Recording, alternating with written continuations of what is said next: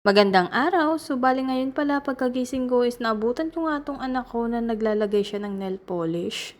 O, 'di ba? Inuna niya pa yung paglagay ng nail polish kaysa mag-breakfast. So, bali pala is nagre-ready na nga siya kasi back to school na nga daw sila. Kaya naman sabi ko sa kanya, burahin nga niya yan kasi papagalitan siya ng teacher niya. At ang sagot nga nitong maarte kong baby girl is gusto nga daw niya na maganda yung nails niya habang nagsusulat siya. O, di ba? Colorful pa yung nails niya. So, ayan nga, pinapakita nga niya sa akin kung gaano daw kaganda yung nails niya. So, ganyan daw pag nagsusulat siya, makikita daw nila kung gaano kaganda ito. At biglaang may nag-doorbell nga dito sa bahay namin. At yun pala is itong taga-church namin. So, bale, every 2 weeks nga pala is pumupunta nga sila dito sa bahay namin para manghingi ng rice. Dahil yung rice na yun is pinapakain din sa church namin. Tapos itong asawa ko nga is busy-busy nga siya kakagawa ng chili garlic oil. So, ganun nga pala mag-taste yung mga Indiano. Nilalagay nila sa palad nila tapos nga nililik nila ito. So, ayan, bali gumagawa pala ng, what you're making? Siomai. Siomai yung asawa ko. So, siya nag-mix nito lahat. Siya halo-halo, mikos-mikos, lahat niyan. So, bali ngayong araw na to is gagawa nga daw ng beef siomai itong asawa ko kasi nagkikrave nga daw siya. Kaya naman, ayan, hinayaan ko na nga lang siyang gumawa kasi hindi rin ako marunong gumawa nito. So, bali yung paggawa pala niya is purong Pilipino talaga. Walang halong ingredients na pang Indian. I feel like... Are you making lumpia?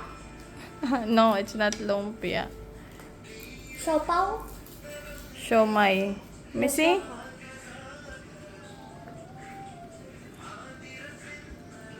I guess it's like that. It's correct. Galing-galing ah. Pwede na. Pwede ka na mag-asawa.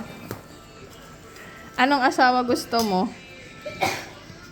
At tinulungan ko nga magbalot yung asawa ko nitong siomai at nagalit nga siya sa akin kasi hindi daw ito tama yung ginawa ko. So, ganito nga daw yung katulad sa kanya, hindi yung katulad sa akin na pangit. Kaya naman, ayan, gumawa nga ulit ako ng panibago kasi nga mag-aaway nga kami dahil sa balot lang. Medyo may pagka-perfectionist kasi tong asawa ko kaya naman kahit sa pagbalot is mag-aaway pa kami nito. Sabi ko nga sa kanya is parehas nga lang yan once na steam natin yan is magiging ganyan din pag kinain natin. Oi, what is this? Samosa. Yeah, samosa. That's her new recipe of samosa. You should not put plenty. Yeah, that's what. Oh, wait lang. Me. Why you know better than me? Oh, then this one you should do like this. Mm.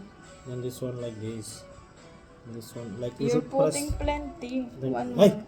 you should Sorry. press that to the up. Like this. Hmm. Side.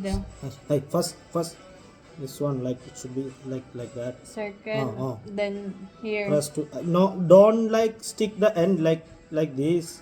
Mm. Like this. Who teach you that? That's it? What is this? That's what the problem if you make. You see when I'm making any problem. You're a chef. No, my before girlfriend was Chinese. So now Filipino na. okay. You should press like this. Then from here you should press like this. Mm. So it will be like a square inside. Then this corner. do like Galing ah. Galing-galing mo. Bakit naman? You're more Filipino than me. Yeah. You only born in Philippines, but no use. At tikiman time. So, bali nauna pa nga tumikim yung mga hindi nagluto. Init pa is tinikman agad ng sister-in-law ko.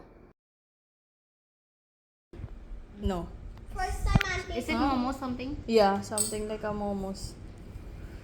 Oh, let me see your reaction. May letra. Okay. Oh, let me see. It's hot.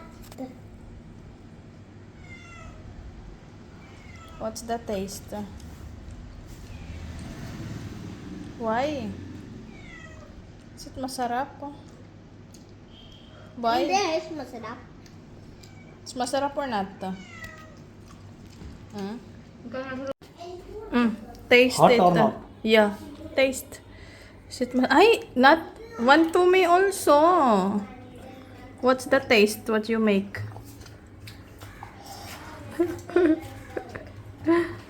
What's the taste? Sarap? Never You never taste. dip in the sauce? At ito nga pala yung lunch namin for today's video. So, bali ito nga palang Filipino style fried chicken. So, yan pala kasi yung gusto ng anak ko. Tapos dalawang klase ding siomai. Isang steam siomai. Tapos yung sa kabila naman is yung oven na siomai. So, ganun. Tapos yung chili garlic oil na gawa ng asawa kong Indiano. So, buti na nga lang is napaka-Pilipino talaga ng asawa ko. Kaya naman, hindi talaga kami nagugutom. Tapos, ayan nga, tinuturuan nga niya yung kapatid niya paano kumain ng Filipino siomai.